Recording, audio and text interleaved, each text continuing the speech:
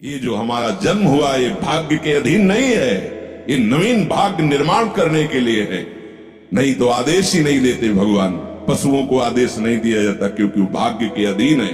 केवल मनुष्य शरीर को आदेश दिया गया है। किसी देवता को भी आदेश नहीं दिया गया कि आप ये करो ये ना करो, क्योंकि वो वही करेंगे जो उनके सुकृत है, उसके अनुसार बस भोग भोगेंगे। आगे कुछ नहीं कर सकते, नवीन कर्म नहीं कर सकते, न नारकी की कर सकते हैं, न स्वर्ग की कर सकते हैं। सब अपने अपने परिणाम को केवल भोग रहे हैं। यहां परिणाम उपस्थित करने का अवसर है। आप जो चाहो अपना परिणाम कर सकते हो। आप चाहो नरक जाओ, चाहे स्वर्ग जाओ, चाहे नारायण बन जाओ, जो चाहो कर सकते हो। मनुष्य शरीर है तो ऐसा शास्त्र स्वाध्याय और पंडिताई ज्ञान किस काम का जो भगवत प्राप्ति प्रारब्ध पे छोड़ दे। तो कुछ जन हैं जो शास्त्र स्वाध्याय करके या संतों की वाणी सुनकर इस विचार में आते हैं कि मुझे क्या करना चाहिए, परिवार का पोषण या भगवत प्राप्ति। दो विभाग कर लिए इसलिए खतरा है, निर्णय नहीं कर सकता। और सही पूछो तो दो विभाग है नहीं, एक ही बात है। समझ जाओ तो वहीं वहीं भगवत प्राप्ति हो जाएगी। अब उसके विचार में आता है कि अभी तो ब्याह हुआ है, या अभी छोटे छोटे बच्चे हैं, या अभी बच्चों का ब्याह किया है, अभी नए हैं, क्या जाने संसार का। मेरी आवश्यकता है, नहीं तो संसार इनको परेशान कर देगा। और वो अपने अहम जनित कर्ता भाव से ऐसा बंध जाता है कि निर्णय ही नहीं कर पाता। श्री चरणदास जी कह रहे, ए भाई समझो, जिस कर्तव्य को तुम विसार करके झूठे भाव को कर्तव्य मान रहे हो, अरे माया के दीवाने, अरे हिया नहीं रहना, करना अंत पयाना। यहां से जाना है,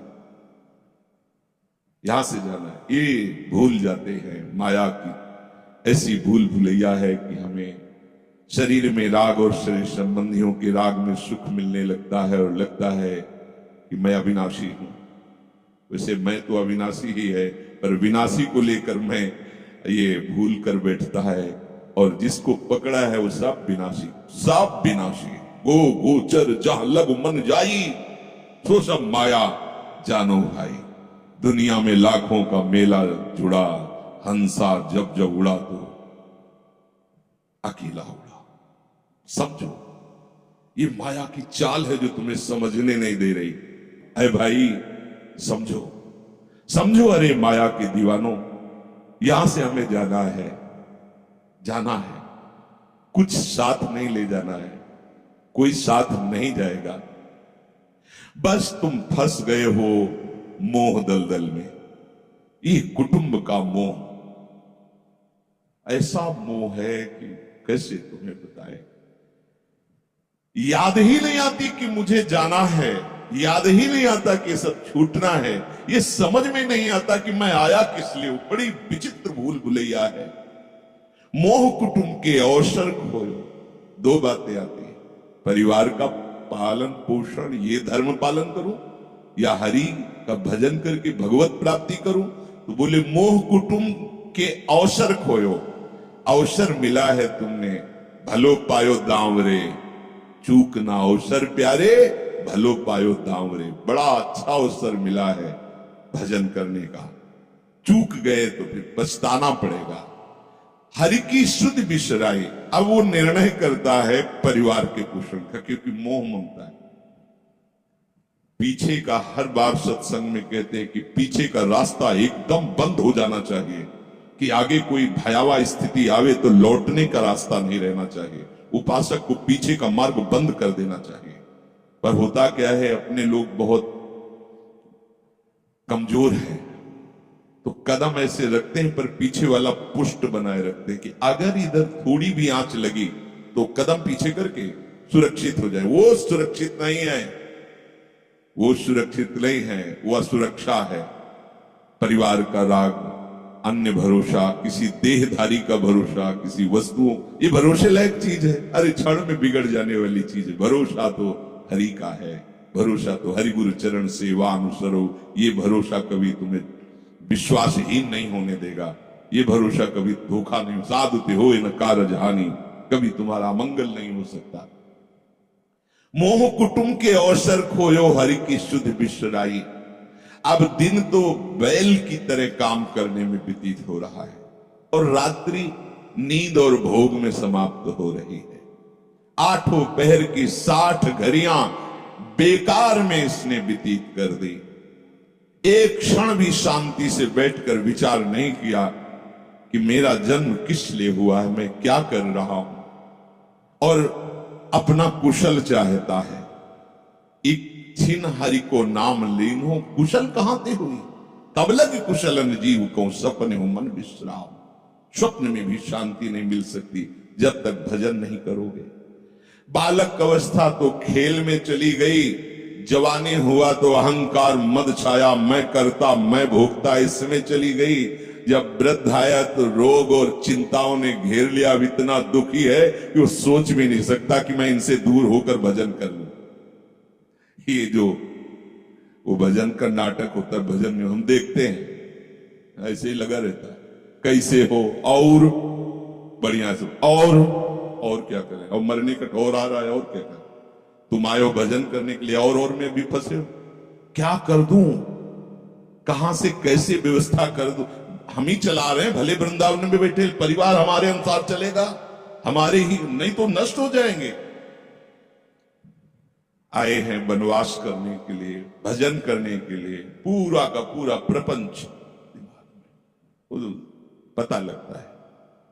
वृद्ध भय चिंता उपजी दुख में कछु न सुहाता। अरे भूल क्यों रहे हो, चेतो। साधु चेताता है जगत को, चेतो। काल रूपी शिकारी धनुष पर विष का बाण चढ़ा चुका है, तुम ठीक निशाने पे हो, होश में हो जाओ। अगर अब कोई तुम्हें निशाने से बचा सकता है तो काल का भी महाकाल हरि बचा सकता है, दूसरा कोई नहीं। आए अचानक बांधे, यम के दूत आकर अचानक बंधन में डाल करके ले जाते हैं। अब वो निर्णय कर रहे, झूठे जग से ने छोड़कर साचो हरिनाम उचारो। चरणदास सुखदेव कहते हैं अपना भला विचारो, इसी में अपना भला है। तो क्या करें, घर परिवार छोड़कर तुम्हारी तरह बाबा जी बन जाए। बाबा जी बनने से भगवत प्राप्ति नहीं होती। अगर आप बाबा जी बाहरी बात को ले रहे हैं तो उसको समझ लीजिए, बाबा जी बनने से भगवत प्राप्ति नहीं होती, प्रभु के होने से भगवत प्राप्ति होती है। वो आप चाहे गृहस्थ वेश में रहकर बनो या आप विरक्त में, 2 मार्ग शास्त्रों ने स्थापित किए हैं, वो प्रभु के लिए। अगर वेश बदल लिया है और परिवार का राग है, भोगों का राग है, संसार की सत्यता का भान हो रहा कि सब सत्य है, कोई फर्क नहीं पड़ता। वेश परिवर्तन से कोई फर्क नहीं पड़ता। गधे की पीठ में चाहे मिट्टी ला दो, चाहे कबाड़ ला दो, चाहे बेद ला दो, उसको बाहर से मतलब है। शरीर में चाहे लाल कपड़ा पहनो, चाहे सफेद पहनो, चाहे काला पहनो, चाहे नीला पहनो, चाहे पीला पहनो, ये तो वस्त्र है। आपका उद्देश्य क्या हुआ, आपका अपनापन कहां गया, ये खास बात है। कहीं ऐसा नहीं लिखा कि बाबा जी बनने से वो मोक्ष पद प्राप्त, नहीं।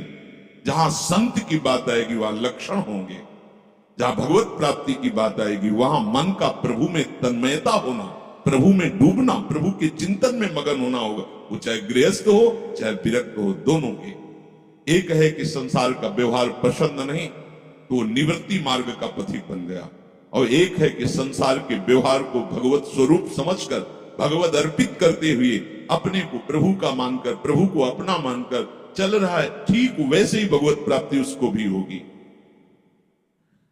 हम लोग जब सत्संग में बात सुनते हैं तो निर्णय करने के लिए हमारा ही हृदय होता है। अब लगा कि नहीं ठीक है, भजन तो करना है, पर हम ऐसा नहीं है कि कर्तव्य के लिए रुक रहे, पर कुछ समय अब हम लेंगे, फटाफट सब निपटा के। तो तुमसे भी चतुर काल है, वो उतने ही समय में तुम्हें निपटा देगा। बहुत चतुर है। हमने बहुत से लोगों के मुंह से सुना है कि बस ये काम हो जाए हम आए, आज तक वो लौट के नहीं आ पाए, क्योंकि वो गली ऐसी है, क्या है, बहुत दलदल है आगे। जो गया ना मोह गलील में डूबा, अब निकल पाना बड़ा मुश्किल है। सत्संग में इतना सामर्थ्य है कि अभी आप सुन रहे हो, अभी आपको ऐसे सब ऐसे लगेगा, ऐसे ऐसे निकल जाएंगे, और गेट के बाहर होइएगा, वो हवा लगने दीजिए, तब लगे कैसे निकले। ऐसी प्रचंड माया है। इसीलिए तनहि राख सत्संग में तो मन ही प्रेम रस भेयो, तब मन प्रेम रस में बराबर सत्संग होता रहे, बराबर साधु संग मिले। ऐसा दो, ये तमाशा है, तमाशा बस 2 घड़ी का तमाशा है। यहां जितने इकट्ठे हुए हो ये सब मिल नहीं सकते। माता पिता भाई बंधु सब बिछुड़ते चले जा रहे हैं। जो ही आकर सब इकट्ठे मिले हो, ये कभी इकट्ठे नहीं रह सकते। ये कुछ समय का है। संतों ने इसे 2 घड़ी का ऐसे ऐसे व्यतीत हुआ। हम लोग परिवार को अपना मैं मानकर, मेरा मानकर के जो पोषित कर रहे हैं, वो कुछ समय के लिए है। जैसे नाव नदी के ऊपर बाट बटाऊ आए, मिल मिल जुदे होए पल माही आप को जावे। जैसे नदी पार करने के लिए 50 लोग इकट्ठे हुए नाव में बैठे, नाव किनारे पहुंचे, सब अपने अपने मार्ग को चले जाते, कोई किसी का साथ नहीं देता है। ऐसे ही मृत्यु का समय आया, आप कितना भी प्यार करो, वो लौट के आपसे पूछने के लिए नहीं आएगा आप कैसे हो। या आपने कितना भी सबके लिए किया है, मोह से युक्त होकर अपना जीवन, विशेष जीवन आपने दे दिया, लेकिन आपकी क्या दुर्गति होगी किसी को कोई परवाह नहीं है। फूंक ताप के 10-5 दिन में वो जो दिन क्रिया हुई, इसके बाद सब मौज मस्ती में होते हैं। कोई तुम्हारा चिंतन, कोई तुम्हारा नाम नहीं लेगा, कोई तुम्हारे लिए आंसू नहीं पाएगा। वो अगर कोई रोता है तो हमने सुना है कैसे रोता है। आज तक हमने जो कहा वही इन्होंने पूरा किया, मतलब अपनी कामनाओं की पूर्ति के लिए रोता है। अब कौन हमारी बात सुनेगा। तुम कितना हमें चाहते थे, कोई नहीं इतना चाहता। क्या कह के रो रहा है, क्या कह के रो रहा है। अपनी कामनाओं की, स्वार्थ की पूर्ति के लिए रो रहा है, तुम्हारे लिए नहीं रो रहा वो। ये भगवान का बगीचा है संसार, रंग बिरंगे फूल हैं।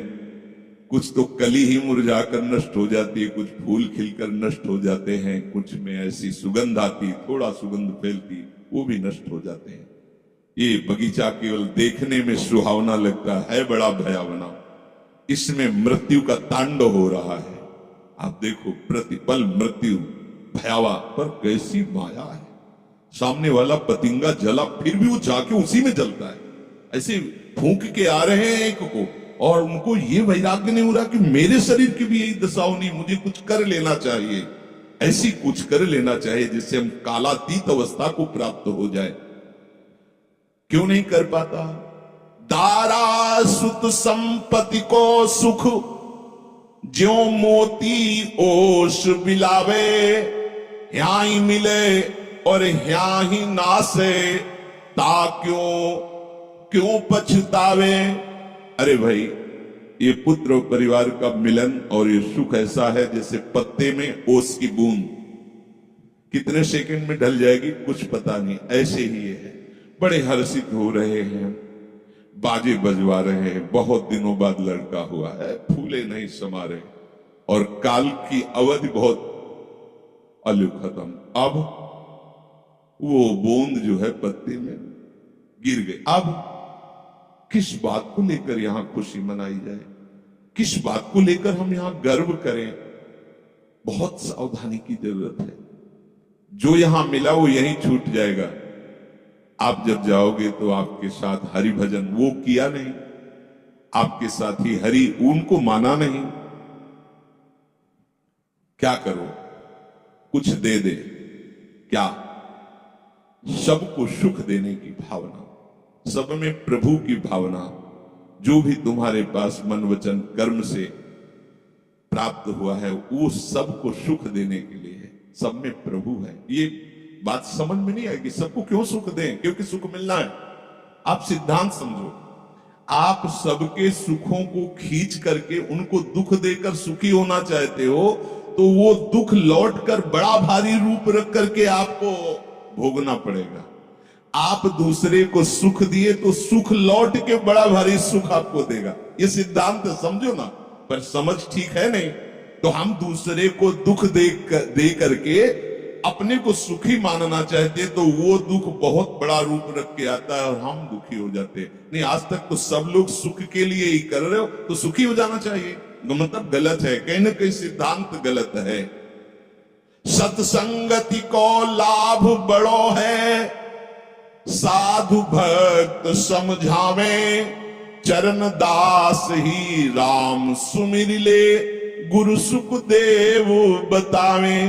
चरणदास जी कह रहे, तुम्हारा परम हितकारी हरि है, उसी से नेह लगा लो, सदगुरु के वचनों पर विश्वास करो, प्रभु के नाम का निरंतर रटन करो। अब ये बात हमारी समझ में आई सत्संग के द्वारा कि हमारे जीवन के जो दो उद्देश्य बन रहे थे कि एक तो क्या करें, परिवार का पोषण करें या हरि भजन करें। तो दो भाव जो बने थे उनको तो मिटा दो, दो है ही नहीं। घर गृहस्थी में जो है बिल्कुल उसे बंधनकारी मत समझो, प्रभु का सब कुछ मानकर नाम सुमिरन करते हुए जो सेवा कर, अरे बड़ा आनंद आता है। आपको लगता है कि बैठकर भजन होता है, बिल्कुल ये मन की चाल है, नहीं होता। मन को भजन में नहीं लगाओगे तो चाहे पड़े रहो चाहे बैठे रहो, भजन नहीं होने वाला। और अगर भजन में लगाओगे तो फावड़ा चलाते हुए भजन होगा। जब नाम का अभ्यास करना था तो नई अवस्था थी, तो गुरुजन हर समय सेवा में लगाए रहते थे। बड़ी बड़ी पत्थर की शिलियां आश्रम में थी, उठा उठा कर उनको जमा कर खोद के बराबर करना, तुलसी का बगीचा लगाना, गेंदे का बगीचा लगाना, और वृक्षों को हैंड पैप से भर भर के पानी 100 बाल्टी खूब सींचना खूब, और उसमें भी नाम स्मरण करना। और जो पूर्व सदगुरुदेव भगवान के बड़े ही बाहरी कठोर नियम है, और उस समय नाम का अभ्यास उसी समय करवाया गुरुदेव भगवान ने। ऐसे नाम पूरे में सोने लगाना, पर गुरुदेव भगवान की कृपा से समझ में आया। तो हमें लगता है कि कोई भी काम करते हुए भजन हो सकता है, कोई भी। अरे जब युद्ध हो सकता है तो और क्या बात है। अब बोलो आपका निर्णय कि मैं परमार्थ में जाऊं या व्यवहार ठीक करूं। हम कह रहे हैं वो व्यवहार ही परमार्थ बना लो ना, भागने की जरूरत कहां है। और जब आपकी अरुचि बढ़ेगी, वैराग्य बढ़ेगा, तो तुम्हें कोई रोक नहीं पाएगा। वो तो स्थिति आएगी, और अगर स्थिति के लिए बिना तुम भागोगे तो यहां के वही प्रपंच करोगे, यहां भी वही प्रपंच करोगे, भजन नहीं होगा। तो पहले तो साधक को इस बात को लेकर संदेह होता है कि संसार का व्यवहार करना कर्तव्य है या भजन करके भगवत प्राप्ति करना कर्तव्य। अब उसका सत्संग के द्वारा निर्णय होता है, चाहे शास्त्र का चाहे संतों का, कि नहीं नहीं मुझे तो इस जन्म में भगवत प्राप्ति करनी है।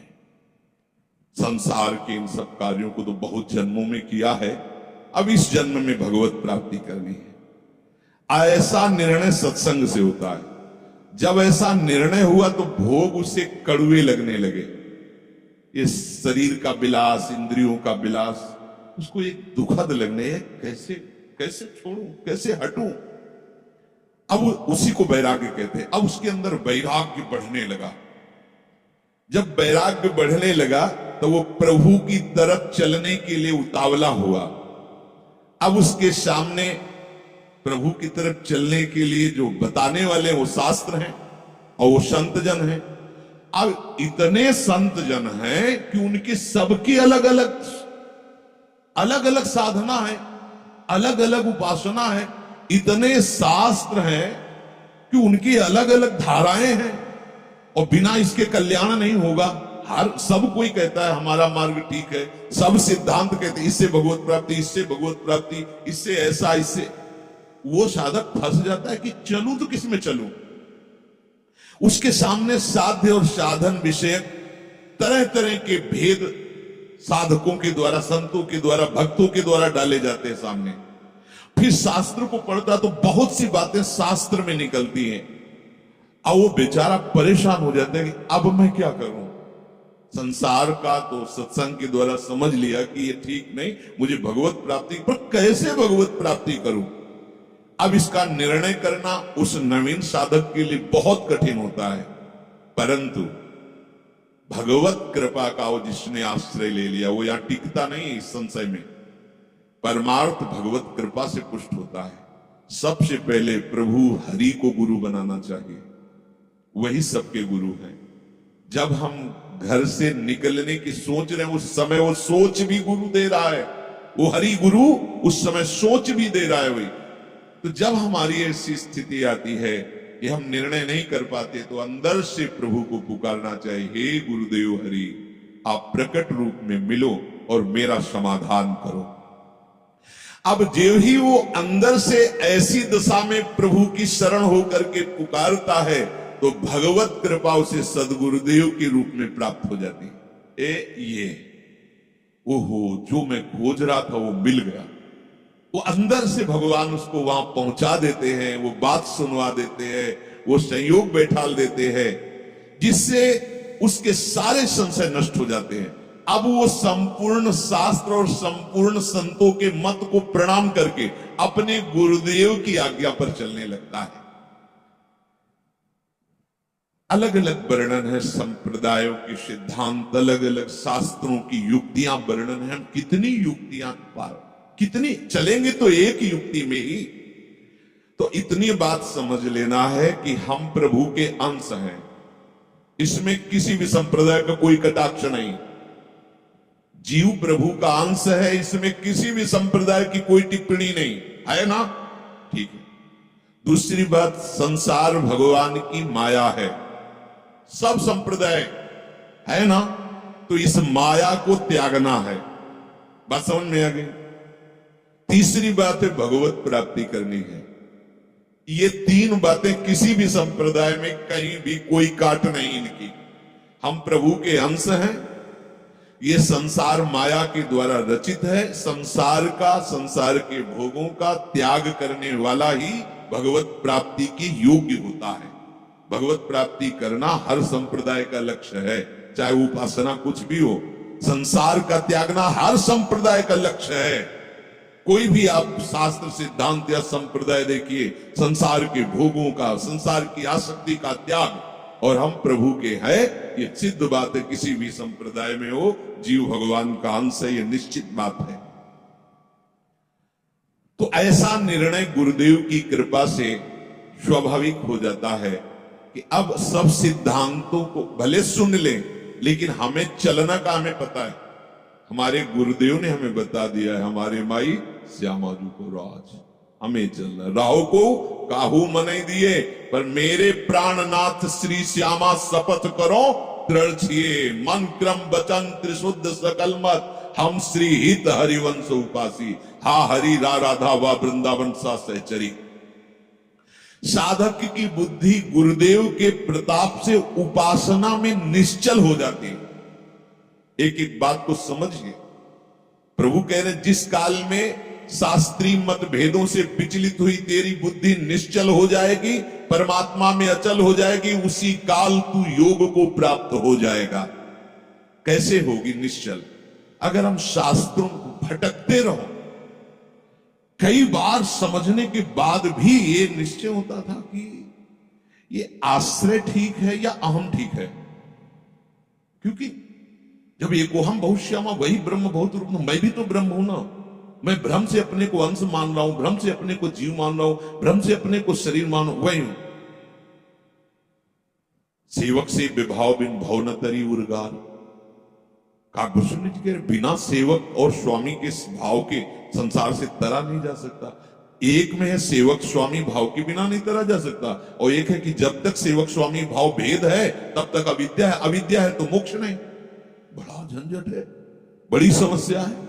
उसका समाधान केवल गुरुदेव के वचन से होता है। मोक्ष मूलम गुरु, वो बता दे, ऐसे चलो बस। दूसरे के लिए सुनना, दूसरा कोई गलत नहीं है। बहुत से मार्ग हैं, बहुत से संप्रदाय हैं, बहुत से सिद्धांत है। हम सब संप्रदाय, सब सिद्धांत, सब मार्गों को एक साथ नहीं निर्वाह कर सकते। एक मार्ग में चलेंगे तो जो हमें गुरुदेव मिले भगवत प्रेरणा से, उनके द्वारा बताई हुई साधन पद्धति में अपनी बुद्धि निश्चल कर दे। निश्चल कोटि जन्म लग रगर हमारी, बरऊ शंभुनता राहु कुमारी, इसे निश्चलता कहते हैं, इसे अटल कहते हैं। चाहे जितनी परीक्षा ले लो, चाहे जैसा दुख दे दो, चाहे जैसा प्रलोभन दे दो, लेकिन अब अपने प्रियाजू के गोरे चरणार बिंदु के सिवा अन्य आश्रय नहीं ले सकते। ये अचल बुद्धि हो गई।